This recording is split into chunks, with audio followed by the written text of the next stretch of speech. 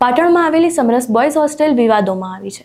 છેલ્લા ઘણા સમયથી વિદ્યાર્થીઓને પીરસવામાં આવતું ભોજન યોગ્ય ન હોવાને કારણે વિદ્યાર્થીઓએ વિરોધ નોંધાવ્યો હતો. વિદ્યાર્થીઓને પરોસવામાં આવતા ભોજનમાં અનેક વખત તે અધકચરી હાલતમાં આવતું, જેના કારણે વિદ્યાર્થીઓના આરોગ્ય પર મોટી અસર પડી રહી હતી. નમસ્કાર, તમે જોઈ રહ્યા છો ચક્રવાત ન્યૂઝ. હું આપની સાથે પૂજા.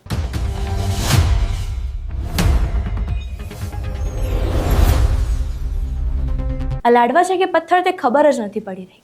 આ દાળમાંથી મકોડો નીકળે છે, ચવાણામાંથી જીવાંત નીકળે છે. આ રાંધવાનું તેલ એટલું કાળું થઈ ગયું છે કે તેલ જેવું ઓળખાતું પણ નથી. લાગે છે જાણે છેલ્લા કેટલાક મહિનોથી તેલ બદલાયું જ નથી. અહીં તમે ભોજનની સ્થિતિ જોઈ. હવે વિદ્યાર્થીઓના વિરોધ અને તેઓ આ ભોજન વિશે શું કહી રહ્યા છે તે સાંભળો.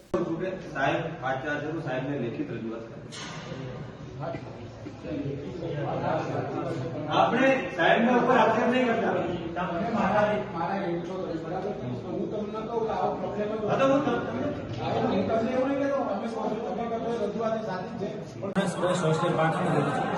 છેલ્લા 2 કે 3 મહિનાથી અમે જોઈએ છીએ કેટલી ફરિયાદો કરીએ છીએ. રોજ જોવા જઈએ તો રોટલી એકદમ કાચી હોય છે.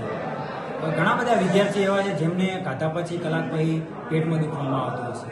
પછી શાક એટલું પાણી જેવું હોય છે, અંદર જીવાત આવે છે.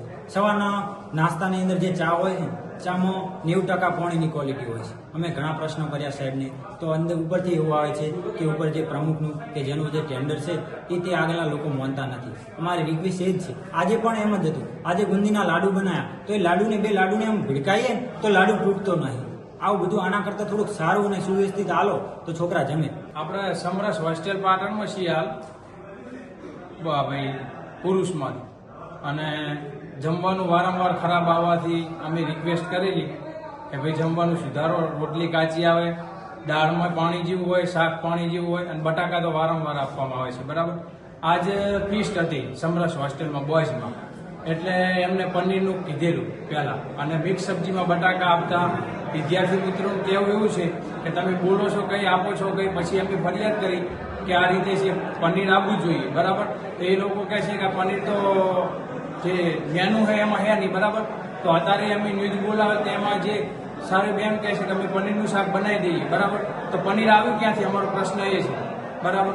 અમુક વખત દૂધ છાશના પ્રોબ્લેમ હોય છે, એ તો બરાબર છે કે એક્સપાયર ડેટ હોય જતું રહેતી. બાકી ખાવાના વારંવાર પ્રોબ્લેમ આવવાથી અમે રિક્વેસ્ટ કરીએ, રજૂઆત કરીએ. સાહેબ અમારી સાથે હોય, અહીંયા આવે 5 દાડા સુધરે, 6થા દિવસે હતું એનું એ. અમારું કેવું એવું કે જમવાનું જે આપો સારું આપો, અમને ઉપરથી સરકાર જે આપે છે એ આપે. છેલ્લા 2 વર્ષથી હોસ્ટેલમાં રહું છું.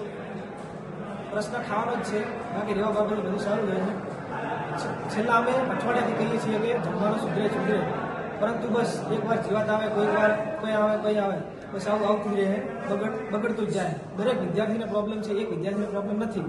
એટલે અમે ખાસ એવું કહીએ છીએ કે સુધરી જાય તો સારું. તમે વિદ્યાર્થીઓને સાંભળ્યા જે સતત આવા ભોજનના કારણે પરેશાન છે. કેટલાક વિદ્યાર્થીઓને તો પેટમાં દુખાવો કે ઉલટી જેવી સમસ્યાઓ થઈ હતી. હોસ્ટેલમાં રહેતા વિદ્યાર્થીઓ માટે પૌષ્ટિક અને સ્વચ્છ ભોજન મળવું એમની મૂળભૂત જરૂરિયાત છે. ત્યારે આ મામલે હવે તંત્ર ક્યારે કાર્યવાહી કરે છે અને તે જોવું રહ્યું. તમારું આ સમગ્ર મામલે શું માનવું છે અમને કમેન્ટ બોક્સમાં જરૂરથી જણાવજો.